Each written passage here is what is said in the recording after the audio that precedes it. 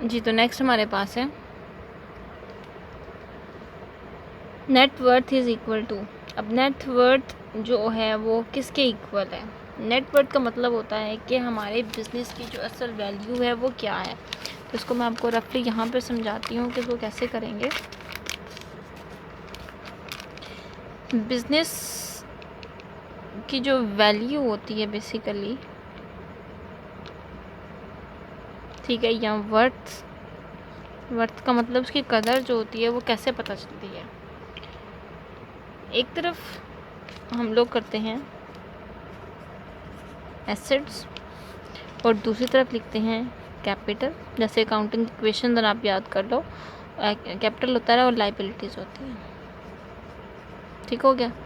अब इसमें ना लेट्स सपोज कि अगर 1000 का हमारे पास बिजनेस है, यानी कि हम कह सकते हैं कि हमारे एसेट्स जो है वो 1000 के हैं, और कम से कम ये एसेट्स जो हैं हमने हमारा अपना पैसा इस पे लगा है लेट्स सपोज 700, ठीक है, और दूसरों से जो उधार लिया है वो लग गया 300, ठीक है, यानी 700 हमारा अपना पैसा था, 300 हमें लोगों से जो है वो उधार लिया था। और असल वैल्यू यानी कि जो एसेट्स जो है ना, ये हमारे बिज़नेस की वैल्यू है। जितने अच्छे एसेट्स हमारे पास होंगे उतनी ही अच्छी हमारे बिज़नेस की वैल्यू होगी। तो अगर लेट सपोज कल को हम अपना बिज़नेस बेचना चाहते हैं, हम किसी और के आगे जो कहेंगे कि आप हमारा बिज़नेस हमसे ख़रीद लो, तो वो हमसे पूछेगा कि अपनी बिज़नेस की वैल्यू बताओ। तो क्या वैल्यू? वो कहेगा कि जो जितने भी तुमने उधार लिए हुए हैं ना वो तुम अपने खाते में ही रखो, बाकी उधार के अलावा जो बिज़नेस की वैल्यू है वो बताओ। तो हम क्या करेंगे, बेसिकली 1000 में से जो है वो 300 माइनस करेंगे, मतलब कि एसेट्स में से लाइबिलिटीज़ को माइनस करेंगे। तो एग्जैक्ट वैल्यू हमारे पास आ जाएगी 700, जो कि हमारे बिज़नेस की असल वर्थ होगी।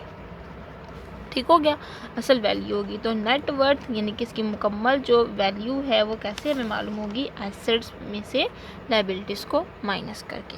ठीक हो गया।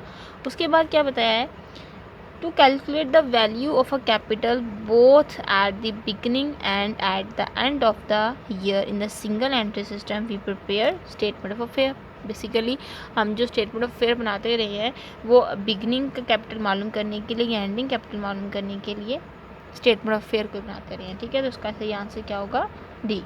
उसके बाद है opening capital is calculated by the taking difference between. अब ओपनिंग कैपिटल जो है, अब जिस तरह से हमारे पास दो तरह की पोजीशन होती थी, एक होती थी ओपनिंग और एक होती थी क्लोजिंग। जरा आप पहले चैप्टर के लेक्चर्स को देखें तो आपको याद आएगा। तो ओपनिंग के लिए हम लोग क्या करते रहे हैं, यहाँ पे ओपनिंग एसेट लिखते रहे हैं, ठीक है, और एक तरफ ओपनिंग लाइबिलिटीज़ लिखते रहे हैं। थोड़ा नीट करके मैं आपको समझाती हूँ। इधर यानी इधर होते रहे हैं एसेट्स और यहाँ पे लिखते रहे हैं लाइबिलिटीज़। ठीक है, लाइबिलिटीज़ लिखने के बाद हम क्या करते रहे हैं, एसेट्स को लाइबिलिटीज़ में से माइनस करके तो ओपनिंग कैपिटल मालूम करते रहे हैं, इसी तरह से एंडिंग कैपिटल मालूम करते रहे हैं। तो उन्होंने यही पूछा है कि ओपनिंग कैपिटल कैसे मालूम होता है, ओपनिंग एसेट्स और ओपनिंग लाइबिलिटीज़ को आपस में उनका डिफरेंस लेके उनको माइनस करके हम लोग मालूम करते रहे हैं। नेक्स्ट हमारे पास है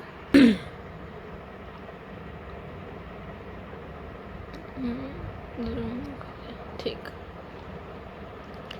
जी, तो देखिए नेक्स्ट उन्होंने क्या बताया हमें,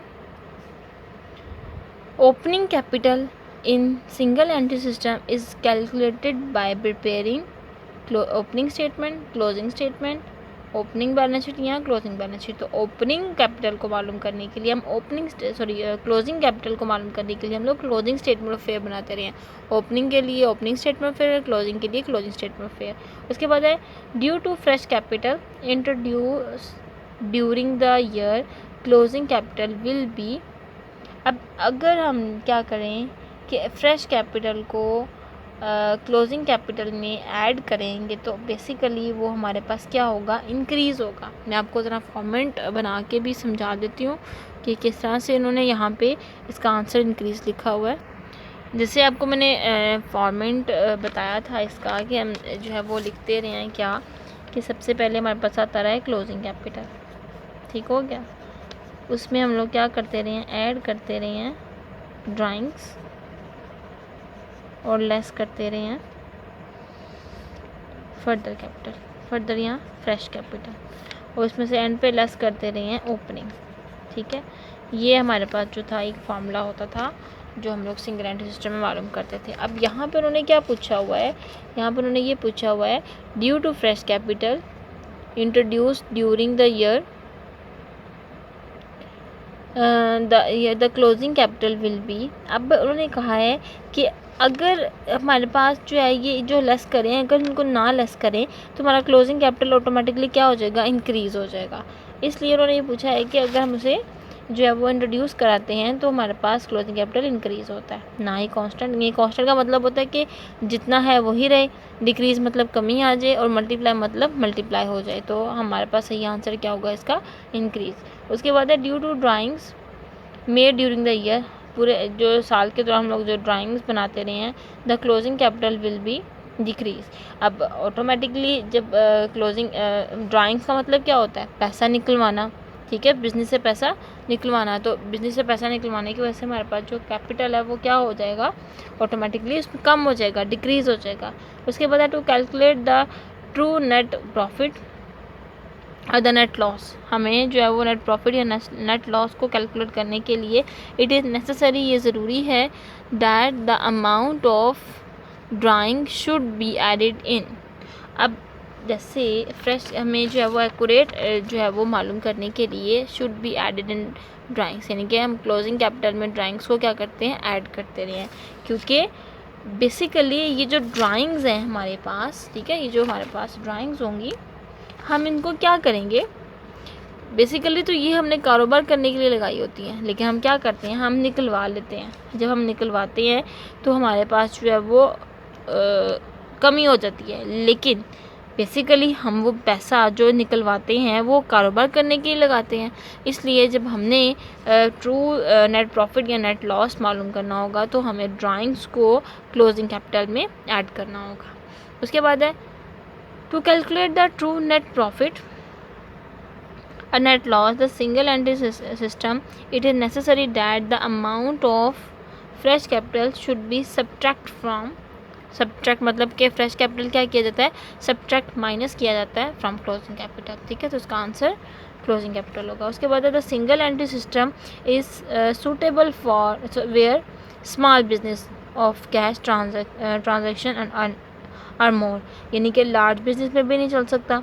ठीक है, स्मॉल अमाउंट ऑफ क्रेडिट मतलब उधार बेस पे भी नहीं चल सकता, और ना ही जो है वो लार्ज बिजनेस क्रेडिट पे चलता है। इसलिए हम कह सकते हैं जो स्मॉल बिजनेस है, जो छोटा कारोबार होता है, इसमें ठेला लगाया जाता है या रिटेलर होता है या दर्जी की दुकान है। ठीक है, तो ये ऐसे जो बिज़नेस होते हैं, शॉपकीपर्स हैं, ठीक है, ऐसे जो बिज़नेस है वो ही जो है वो इस जो है वो सिस्टम के लिए सूटेबल है। बाकी जो बिज़नेस है उसके लिए तो हमें जो है वो journal ledger, trial balance sheet वो सब कुछ बनाना होगा। उसके बाद है according to the companies ordinance single entry system can not be adopted by. अब company ordinance, according to companies ordinance आपने I2B में वो असूल तिजारत में पढ़ा होगा कि 1984 के मुताबिक जो कंपनीज़ का ऑर्डिनेंस है वो चलता है, इसके मुताबिक हम लोग कारोबार कर सकते हैं। तो जॉइंट स्टॉक कंपनी जो है उसके मुताबिक जो है हम क्या कर सकते हैं, उस पर सिंगल एंट्री सिस्टम अडॉप्ट नहीं होता, क्योंकि वो बहुत बड़ा बिजनेस होता है, उसमें हर चीज़ को मद्देनज़र रखना होता है। इस वजह से हम कह सकते हैं कि ये जॉइंट स्टॉक कंपनी के लिए सूटेबल नहीं है। 20 न्यूमेरिकल्स MCQs हमने कर लिए हैं। इंशाल्लाह नेक्स्ट हम 21 से शुरू करेंगे।